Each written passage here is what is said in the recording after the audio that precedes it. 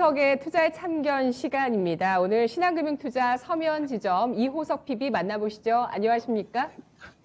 네, 안녕하십니까. 이호석규입니다. 네, 그동안 말씀해주신 종목들 가운데서 상승률 상위 탑5 조금 전에 살펴봤습니다. 신테카 바이오가 가장 높은 순위 나타내고 있는데요. 상승 추세를 지난달부터 지금까지 계속 꾸준히 이어나가고 있는 바이오주입니다. 바이오주 투자 심리 지금 양호한 모습이죠. 오늘 상한가 가고 있는 종목 ABL 바이오, 또 에로 기술 수출 소식이 나오고 있는 모습도 눈에 띄고 있고요. 그 밖에 다양한 섹터, 방산 등등의 다양한 섹터의 종목들이 올라왔는데 어떤 종목을 주목해서 볼까요?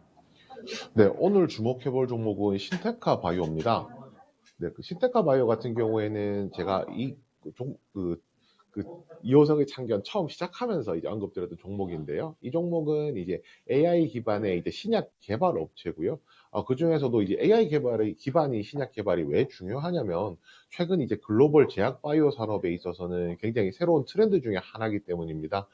기존에 후보 물질을 하나 찾는 데 있어서 많게는 3, 4년까지도 걸렸다라고 하면은 최근에 이제 AI를 통해서 적절한 후보 물질을 찾는 것은 빠르면은 몇 시간 안에도 가능하다라고 이야기를 하고 있고요. 실제로 이제 AI 기반의 신약 개발 업체로 대표적인 것이 여러분들께서 이제 뉴스를 통해서 가장 많이 접하는 모더나가 있는데요.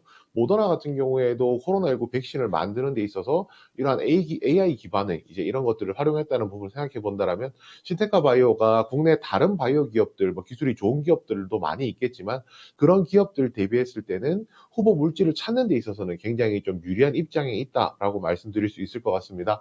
신테카 바이오가 좋은 점은 제가 올해 이제 메가 트렌드 중에 하나로 AI를 꼽고 있다라고 말씀을 드렸었는데요. AI와 바이오 양쪽이 다 포함되어 있다는 게 굉장히 장점이라고 할 수 있고요. 마지막으로 이제 면역 항암제가 있습니다. 면역 항암제를 개발하고 있는데 저희가 1차 항암제가 1세대 항암제가 화학 항암제, 2세대가 표적 항암제였다라고 하면 최근에는 이제 2세대 표적 항암제의 내성에 대한 문제 때문에 3세대 항암제의 면역 항암제에 대한 수요가 굉장히 많아지고 있는 상황이거든요. 결국에는 이제 이러한 면역 항암제가 만약에 이제 순항을 하고 좋은 결과를 얻는다라고 하면은 신테카 바이오에 대한 가치도 훨씬 더 많이 올라갈 것이고요. 그뿐만 아니라 지금 결국 AI라든지 바이오 양쪽의 모멘텀을 다 가져갈 수 있다는 것이 이 종목의 가장 큰 장점이라고 할 수 있습니다. 네. 알겠습니다. 신테카 바이오 지금 주목할 종목으로 꼽아주셨고요. 1월 4일에 알아봤던 종목입니다. 목표가가 24,000원이었는데 최고가가 22,000원 수준이어서 목표가 아직 남아있는 상황입니다. 누적 수익률이 7%가량 나오고 있는 종목이고요. 신테카 바이오의 움직임 주목해서 보자라는 의견입니다. AI 플러스 바이오. 네, 코로나 국면에서 더욱더 주목받고 있는 그런 바이오 기술 가운데 mRNA 말고도 이런 AI 기술이 있군요. 자, 그러면 어제 목표가에 도달했던 종목 가운데서 두 가지 종목이 있었는데 한 가지 종목을 저희가 못 보고 넘어갔거든요. 효성화학 보도록 하겠습니다. 목표가에 도달했었는데 어제 같은 경우는 효성화학이 장중에 8%가량 좀 급락하는 모습을 보였다가 오늘은 또 어제 낙폭 줄이고 오늘 반등하는 모습을 보여줍니다. 전략 다시 한번 볼까요? 네, 우선 어제 하락 부분은 다양한 내용들이 있을 수가 있겠지만 결국 어제 시장 자체가 조금 나빴던 부분 생각해 보면 조정에 있어서는 자연스러운 조정이었다라고 말씀을 드릴 수 있을 것 같습니다. 이 종목에 대해서 말씀드리게 되는 배경에는 여러 가지가 있겠지만 앞으로 뒤에 남아 있는 것들에 대해 조금 말씀을 드리면요. 우선 이제 1분기 실적이 조금 더 개선될 것으로 예상을 하고 있는데요. 1분기 실적이 개선되는 이유는 원재료의 가격이 하락하기 때문입니다. 효성화학이 만들고 있는 가장 대표적인 것이 건설용 PP고요.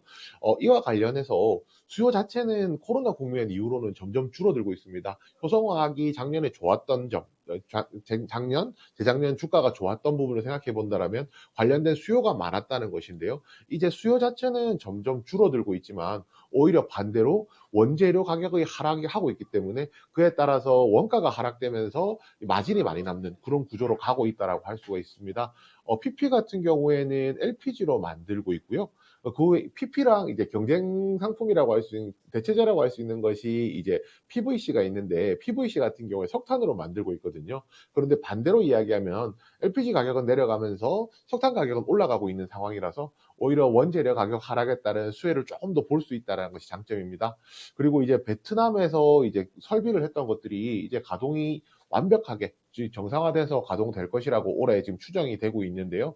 만약에 올해 이제 가동이 정상화된다라고 하면 여기서 중요한 포인트가 지금까지 생산하던 생산량의 2배 정도를 생산을 할 수 있다는 것입니다. 베트남 설비로 인해서 거의 생산량이 기존보다 2배까지 늘어날 수 있는데요. 당연히 설비가 안정적으로 늘어난다라고 하면 매출이라든지 영업이익이 당연히 증가할 것이고요.